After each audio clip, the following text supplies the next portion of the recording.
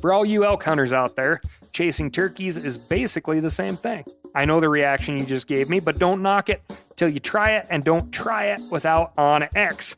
The Hunt app will not only help you find new areas on public ground, but I use it to find out landowner info to get permission on private ground that I see birds on as well. OnX Hunt has a special offer for you. Use code CAL to receive 20% off your membership at onxmaps.com/hunt and find more birds this spring.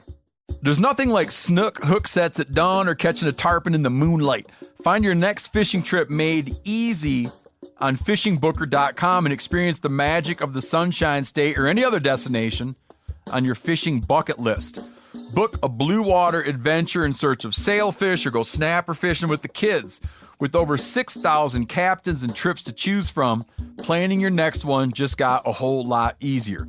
Download the Fishing Booker app on the Google Play or App Store, or visit them online at fishingbooker.com to book your trip today. I'm sure a lot of you guys remember the old ceremonial hunting tradition of eating the heart out of the first animal you kill. Meat from those organs are among the most nutrient-rich foods on the planet. You can get those same benefits your ancestors craved via convenient daily capsules from Heart and Soil. Find out more at heartandsoil.co. And remember, use code MeatEater for 10% off your purchase. From MeatEater's World News Headquarters in Bozeman, Montana, this is Cal's Weekend Review presented by Steel. Steel products are available only at authorized dealers. For more, go to steeldealers.com. Now, here's your host, Ryan Cal Callahan. For a bird that was on the brink of extinction just 100 years ago, you'd think turkeys would be a little less eager to hang out around humans. That's not the case at the NASA Ames Center in Mountain View, California. Thanks to listener Eric for bringing this one to our attention. A flock of almost 24 turkeys have made a home in one of NASA's major research facilities in the Silicon Valley. What started as just a few fowl has grown into a serious problem, and wildlife officials are hoping to relocate the birds before the nesting season begins and little turkeys start running around. The birds are reportedly blocking traffic, pecking at cars and windows, leaving droppings around buildings, and posing a threat to aircraft operations. What's attracting turkeys to a NASA facility other than the possibility of joining the Mars mission? Well, it's not freeze-dried ice cream, but it is the same thing that usually attracts wildlife and college students to people and buildings: free snacks. Despite a no-feeding wildlife policy at the facility, employees are still handing out food, according to Mercury News. That's made it virtually impossible for wildlife officials to convince the birds to leave the premises. The California Department of Fish and Wildlife doesn't usually relocate problem turkeys, but they're making an exception in this situation. Sites around the facility are being baited with corn to get the turkeys on a schedule. When the birds flock in those areas several days in a row, wildlife officials will set up walk-in traps to snag as many birds as they can. Caught birds will be sent to the San Antonio Valley Ecological Reserve, located in Santa Clara County, about 32 miles east of San Jose. NASA isn't the only American institution struggling with too many turkeys. In Staten Island, that's New York, for those of you, who don't travel, the turkey population has grown so large that some local officials have suggested creating a turkey task force to deal with the issue. The borough's turkey problem began in the late 1990s, legend says, when a local resident released 9 pet turkeys at a nearby psychiatric center. Since then, the population has grown considerably. In 2011, state officials estimated that 100 turkeys roam Staten Island, while the residents put that number at closer to 1,000. Now, some residents believe the problem is as bad as it's ever been. According to a local outlet, Staten Island Advance, turkeys can regularly be seen around the hospital, on the street, in the yards, and even in front of the local Starbucks. Turkeys damage cars, ruin landscaping, hold up traffic, and some are sometimes aggressive towards humans. Local, state, and federal officials agreed in 2016 to work together to relocate the turkeys to an upstate sanctuary, but the sanctuary didn't have enough room for all of them. Local media reports that the sanctuary has received about 300 Staten Island turkeys, but there are still many more. City council members have committed to working with state officials to deal with the problem, but state officials have said relocation isn't the best solution. As far as I know, no alternative solutions have been proposed. Now, obviously, spring is coming on, these birds are going to get really loud, and I can think of some solutions, but it may not be amenable to Staten Island residents. Some residents who spoke with Staten Island Advance believe the turkey should be allowed to live on the island in peace. Under this plan, residents who struggle with problem turkeys would be able to call a turkey task force that can recommend how to deal with them. Hey kids, don't be late. Respect your elders. Don't be a turkey for your health. This week, you guessed it, more bills that affect you, plus ancient teeth and lead. But first, I'm going to tell you about my week. And my week started off kind of rough. I had little Snorticus spayed, which I know there's a strange debate out there over whether or not she's a female, and trust me, she is. She just can't, reproduce now. Which I want to get back to the word spade. Spade is Greek for blade. The operation's performed with a knife. But, unless you live under a rock, it's actually an ovariohysterectomy, or perhaps even more accurately, a gonadectomy. Gonad being Greek for seed. So, if you're into the Greek, the term hysterectomy was pieced together from this overly male notion that hysteria comes from the uterus in a woman, and by removing the uterus, the hysteria would therefore be removed with it. Now, don't try getting away with that one at home. I made the decision to wait until Snort was just about to her second heat cycle. Oddly enough, the North Dakota episode of Duck Lore, which, let's be honest, just did not feature enough Snort, was filmed during her first heat cycle. There was indeed some odd behavior that week, but nothing I would consider even close to hysterical or hysteria. April 28th will be Snort's second birthday, and the calendar was basically open this week, so, Anyway, this is the oldest or longest I've waited to have a dog fixed, as they say. It's definitely different. Puppies don't seem to notice all that much, but Snort has been in this world long enough to sense her mortality. If you're familiar with her snake bite scenario, she knows how close she can get to death. At least that's what I noticed, and it was a sad thing to notice. We were walking out of the vet's office and a dog barked a long way away, and she was like, "Man, I cannot defend myself." It was painful. But she is doing good now, even though she loves her walks and we can't really do much exploring right now. She's chipper. The day after her operation, I loaded her into the ice fishing sled, wrapped in a blanket, and along with my buddies Steve, Chester, and Seth, we hit the local Ducks Unlimited ice fishing derby. And I gotta say, I'm back to being a horrible ice fisherman. I only pulled one perch from the 40 or so holes I drilled. But if you want to eat fish with Chester. He is covetously clutching one of those Garmin live scopes and has been stacking up fish, which he cannot eat. He's allergic to fish. And I do have to say, in regards to the live scope, those boys look at that screen in a way that makes me want to shout, "Get back! You're going to hurt your eyes!" But son of a buck, it works. It's an edge on the rest of us hole drillers. And that is for sure and for certain. Now, before we move on to the legislative lap, recently a published article in the journal Science titled "Demographic Implications of Lead Poisoning for Eagles Across North America," which is the first study of lead poisoning of wildlife at a nationwide scale, and it demonstrates the unseen challenges facing these two iconic species. That's according to the lead author of the study and research wildlife biologist for Conservation Science Global, Dr. Vince Slabe. This study evaluated lead exposure in more than 1,200 bald and golden eagles sampled between 2010 and 2018 and found age-related and seasonal variation in lead poisoning. A few studies prior to this have shown these trends at local levels, but demonstrating these patterns at a continental scale helps us to understand what causes this variation and potentially how to address the issue. That's according to Dr. Todd Katzner, who's the co-author and research wildlife biologist for the U.S. Geological Survey. Now, this is a really cool study. And as per usual, the news outlets, be they hunter-friendly or not, really did a piss-poor job of covering it. Hunters kill half of America's eagles, was a catchy headline that I read, and another referred to this article as pure anti-hunting propaganda. Well, here's the deal, friends and neighbors.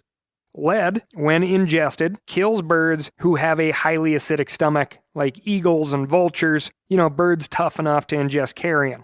Cool birds. And it does not take a lot of lead to make a bird sick or kill it. It has been proven that the tiny fragments of hunters' bullets that remain in gut piles is plenty enough to kill the symbol of America's freedom. We have to be aware of this as hunters. We can make a choice of shooting lead or non-lead. Now, for much of my season, I shoot trophy copper at big game, and I opt to shoot incredibly expensive and deadly federal bismuth at waterfowl, and truthfully in most upland game situations too. To jump forward to this pen-raised bird topic we're going to talk about in a little bit, those birds, pen-raised birds, die really easily, and I know I will not lose them, so I will shoot lead at planted birds. And yes, occasionally when I'm feeling good and confident in wild bird scenarios, I'll throw some lead in the mix too. Lead kills really well, there's no way around that. Really good upland bird areas are home to really good numbers of raptors, and I shoot a lot of lead at the range. This year, I have a personal goal of shooting at least 6 cases of shells at the trap range. Eagles across America are kicking ass. What this paper proves is that they could be doing better faster. They could be growing and spreading across the United States at a much steeper population curve. Now, if that doesn't make sense to you, I'll sum that up one more time, okay? Eagles are growing, but they are growing in spite of the fact that lead is killing them, all right? They are population swamping the lead, okay? Now, if you're in a situation where you can choose to not shoot lead, like if you know there's a high probability of raptors dining on your gut pile, or you are a terrible bird shot, you wound the crap out of things and they fly away with little lead pellets and you watch the owls and the hawks and the peregrine falcons swoop down on top of them. Well, there are alternatives to shooting lead and you should consider those. That's all there is to it. Be an informed hunter. All right, moving on. Again, folks, we are trying to cover as many states as possible during our bill roundup, as I like to call it the bad bill roundup, because there's not that many good examples. And what you really need to take away here is this happens every year. There are many, many bills that all these conservation groups and good folks call in and fight off on your behalf, and you need to get your head in the game. So I'm providing these examples to you. So hang on to your seats, because this is another quick-hitting outdoor bill roundup. There is no off-season when it comes to staying informed and engaged. In Alabama, state regulators recently proposed a rule that would have made a hunting buffer zone around a state wildlife management area. This rule would have limited access to public duck hunting in favor of a private hunting club.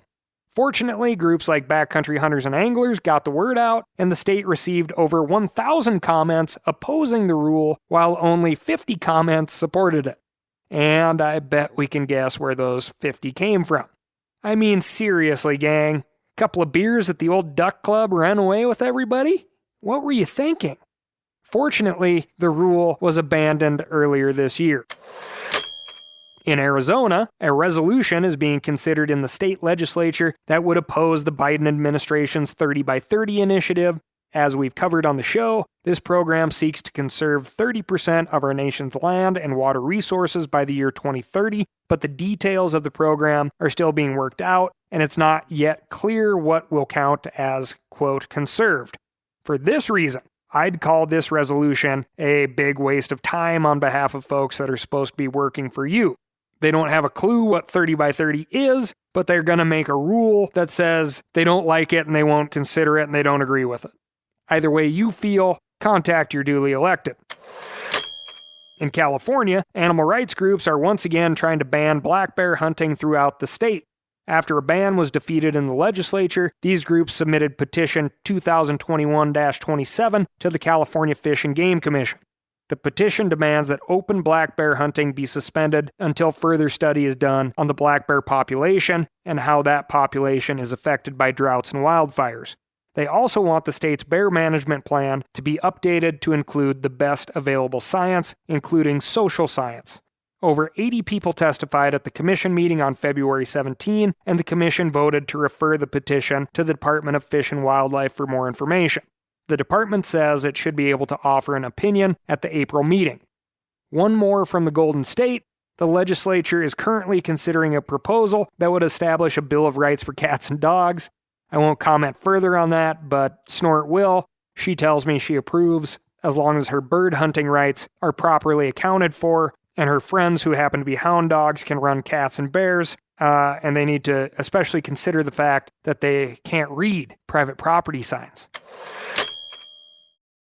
For all you elk hunters out there, chasing turkeys is basically the same thing. I know the reaction you just gave me, but don't knock it till you try it, and don't try it without OnX.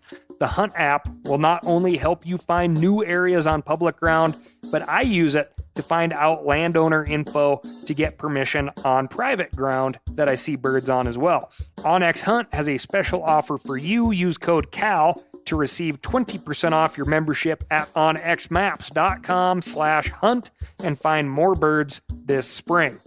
Now, a lot of you guys are familiar with the old hunting tradition of eating, some organ, the heart or a chunk of liver off the first animal you kill. I had that when I was a little kid, and it was a big deal. Organ meats were always prized by frontier people who knew the importance of getting a lot of different minerals and nutrients. And as often is the case, those guys were onto something, because organs are among the most nutrient-rich foods on the planet. And you can get the same benefits your ancestors craved via convenient daily capsules from Heart and Soil, made exclusively from regeneratively raised, grass-fed, and finished cattle. Heart and Soil's unique freeze-drying process means all those important nutrients are trapped in, ensuring you experience every one of the benefits of nature's superfood in a clean, convenient, taste-free capsule. Find out more at heartandsoil.co. And make sure to use code MeatEater for 10% off your purchase. That's heartandsoil.co.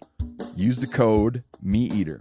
We've all seen plenty of gadgets and fads come and go, but here's one product that stood the test of time: Seafoam Motor Treatment. Lots of hunters and anglers know that Seafoam helps engines run better and last longer. It's really simple. When you pour it in your gas tank, Seafoam cleans harmful fuel deposits that cause engine problems. I'm talking common stuff like hard starts, rough engine performance, or lost fuel economy. Seafoam is an easy way to prevent or overcome these problems. Just pour a can in your gas tank and let it clean your fuel system. You probably know someone who has used a can of Seafoam to get their truck or boat going again. I guarantee you've listened to them, because I use it regularly. People everywhere rely on Seafoam to keep their trucks, boats, and small engines running the way they should the entire season. Help your engine run better and last longer. Pick up a can of Seafoam today at your local auto parts store, or visit seafoamworks.com to learn more. In Florida, the state Senate passed Senate Bill 2508 that requires agencies that regulate Lake Okeechobee to certify that there will be enough water available to farmers. Opponents of this bill say the policy could kill fish by hampering the removal of harmful discharges. Just for reference, even though a bill is passed, it still needs to be signed, so if you're opposed to this one, there's still time to call. The Georgia legislature is considering House Bill 1147, which would allow hunters and trappers to go after raccoons and opossums year-round. The bill has been passed by the House and is now being considered by the Senate. In Hawaii, a bill that was passed last year banning all shark fishing in state waters just took effect at the beginning of this year. The Idaho legislature is currently considering House Bill 507, which would make it legal for bow hunters to use lighted nocks and mechanical broadheads in the taking of game. Whether or not you support this rule change, it represents yet another attempt by the state legislature to set hunting regulations in place of the Fish and Game Commission. Just something to keep in mind. I much prefer fixed blades to expandables, but I don't really care what you shoot. You want your nock to glow after you fling it? Super. Petition your state wildlife agency, and they can make those changes if enough of your fellow hunters want those changes as well.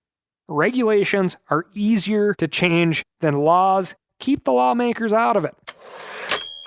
Indiana residents can expect to pay more to hunt and fish and trap this year. At the end of 2021, the state's Department of Natural Resources announced that it would increase license fees for the first time since 2006. A combo hunting and fishing license is up from $25 to $32. In Iowa, lawmakers are considering a bill that would allocate $20 million federal dollars from the American Rescue Plan to repair and renovate Iowa's 71 state parks, forests, and preserves. $4 million of those dollars would go to renovating on-site housing for park rangers. The Iowa DNR announced this year that it would no longer be allowing park rangers to live in on-site housing, and they cited the cost of upkeep as the primary factor. With these federal dollars, rangers would likely be able to stay in their homes, which they say is necessary to respond to emergencies in a timely manner. If you pay attention to the real estate market, then you know housing near open spaces is increasingly out of reach. Park ranger salaries won't allow for quick commutes. Thanks to Dan for bringing this bill to our attention. If you'd like to contact your duly elected in Iowa, the bill number is HF 2255. The Kentucky General Assembly passed a bill on Friday, February 18, that would, among other things, remove the requirement that a minor must submit the written permission of a parent or guardian before obtaining a youth hunting license. The bill, HB 344, will now be considered by the state Senate. In Maine, HP 1454 would require hunters who hunt with dogs to obtain a permit before training dogs or hunting certain animals. It would also require dog owners to use GPS tracking collars and prohibit hunting with dogs in a manner that results in the hunting dog entering the property of another, if the owner has been previously notified that the landowner does not want dogs on their property. The bill was introduced in January and is currently being considered by the Committee on Inland Fisheries and Wildlife. If you want my opinion on this one, which I'm sure you do, dogs will always get you in trouble, despite your best intentions, and even despite a very expensive GPS tracking collar. This is a good neighbor policy, not a law or a regulation change. Call your committee members if you feel the same way. In Montana, the Upland Game Bird Enhancement Program is up for public comment. In fact, comments are due by February 28th. The title of this one, Upland Game Bird Enhancement Program, is actually a misnomer, as the Upland Game Bird Enhancement Program is not for enhancing upland game bird numbers, habitat, the health of upland game birds, or access to upland game birds. This program is the state's put-and-take hatchery bird program.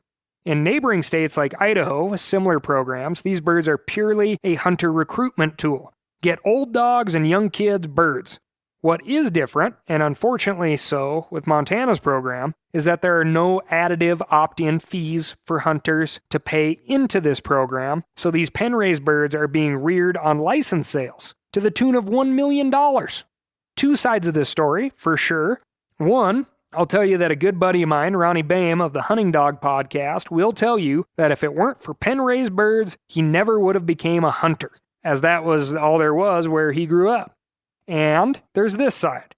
If you travel outside of the great state of Montana to states that truly embrace upland birds, such as Kansas, South Dakota, North Dakota, you'll see what Montana and Idaho lack everywhere you turn: cover and food for upland birds, some of which is state-sponsored.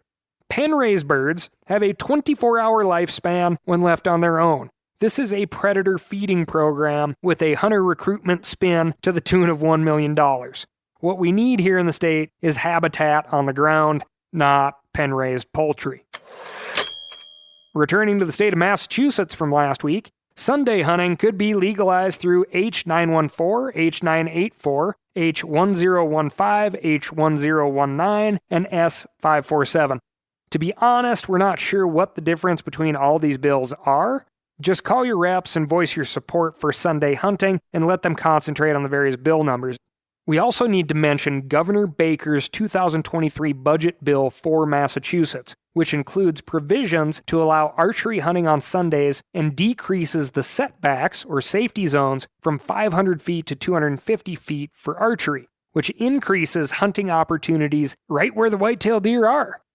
Now, there's a side note from the fellow who wrote in and made sure that we mentioned the governor's budget bill. He says, since moving to Massachusetts 2 years ago and being motivated by you and Meat Eater, I've been attending the State Wildlife Commission monthly board meetings and other public hearings that may touch on hunting or access. I often provide public comments in support of hunting and trapping. This is how I learned of the governor's 2023 budget bill. Let that be a lesson to everybody. Don't let that dude do all the hard work for you. Quit being such a freeloader. In Michigan, HB 5631 would direct the Michigan Department of Natural Resources to develop a management plan for the American woodcock. This plan would ensure that the Great Lakes state continues to manage their forests with these little game birds in mind. If you like to hunt and eat woodcock and you live in Michigan, get on the phone with your duly elected. The next proposal would affect folks in New Jersey and Pennsylvania. Thanks to Zach from New Jersey for bringing this one to our attention. The Sierra Club is petitioning state and federal officials to turn the Delaware Water Gap National Recreation Area into a national park. Proponents of the change have assured hunters that the national park will include a preserve to protect hunting and fishing, but it's unclear how big that preserve will be. In any case, the change will almost certainly ban hunters and anglers from accessing thousands of acres they currently enjoy. The decision will be made by the United States Congress, so those are the folks you want to contact. We need, at a minimum, to protect the rights to roam that we currently have.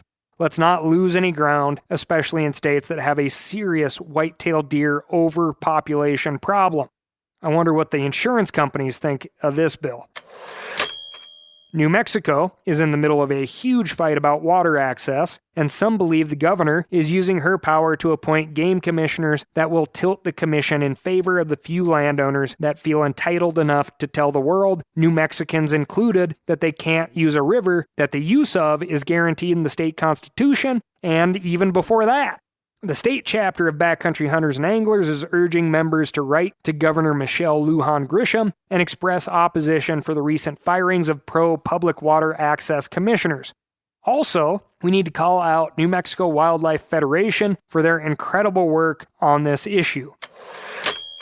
Finally, over in Rhode Island, House Bill 7439 would prohibit importing native and non-native big game animals to conduct captive hunts within private facilities.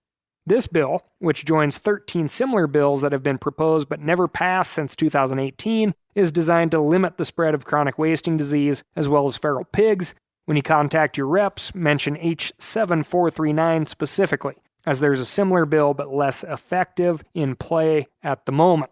If you want to look at the New England Backcountry Hunters and Anglers website, there's some good information there as well. All right, that's it for this week's roundup. We'll be covering more outdoor-related bills in the coming weeks. If there's a bill or policy you thought we messed up or missed, let us know by writing in to ASKCAL, that's askcal at themeateater.com. And remember, there's a lot out there. Pay attention, send those emails, and make those phones ring. Moving on. Earlier this month, a security camera in Chihuahua, Mexico caught a flock of yellow-headed blackbirds dropping from the sky.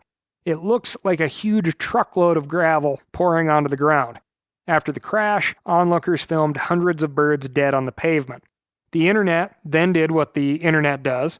The birds were electrocuted. No, they all inhaled gas fumes. No, 5G internet signals scrambled their brains.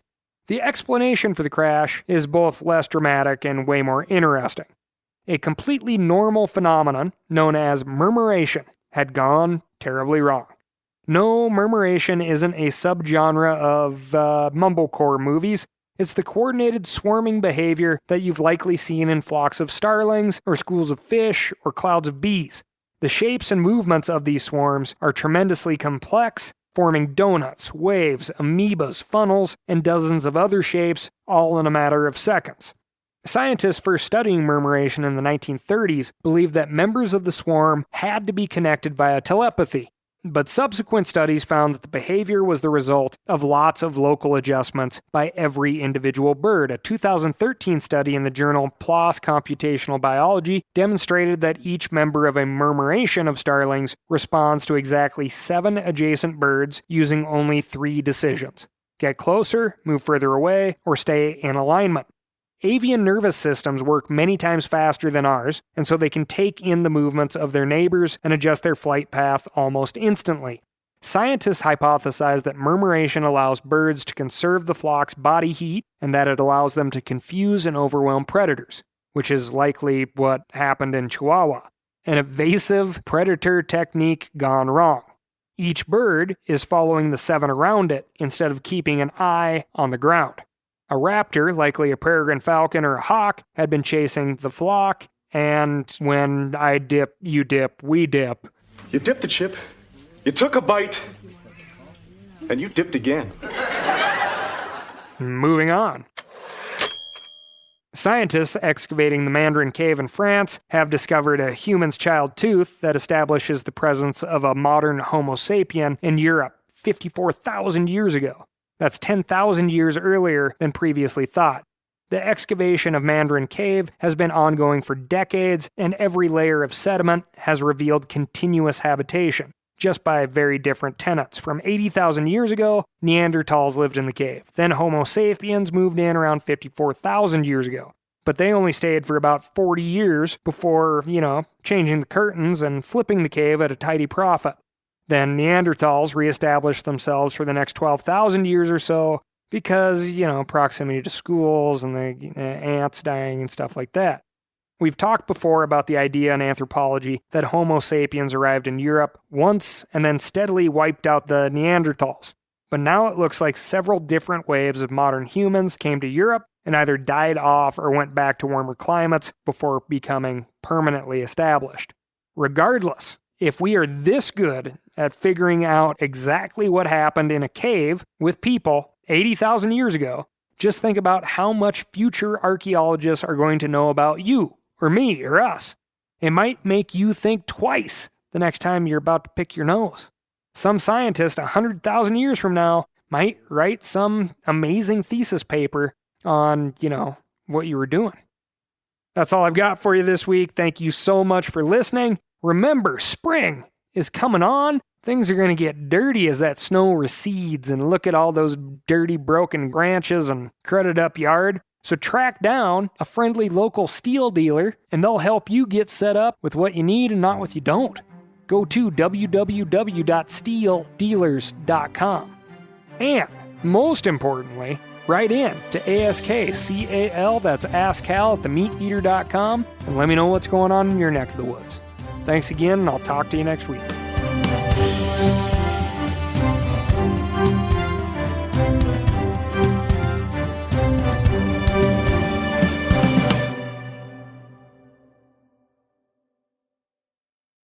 I'm sure a lot of you guys remember the old ceremonial hunting tradition of eating the heart out of the first animal you kill. Meat from those organs are among the most nutrient-rich foods on the planet. You can get those same benefits your ancestors craved via convenient daily capsules from Heart and Soil. Find out more at heartandsoil.co. And remember, use code MeatEater for 10% off your purchase. Outdoor adventure won't wait for engine problems. Things like hard starts, rough performance, and lost fuel economy are often caused by fuel gum and varnish buildup.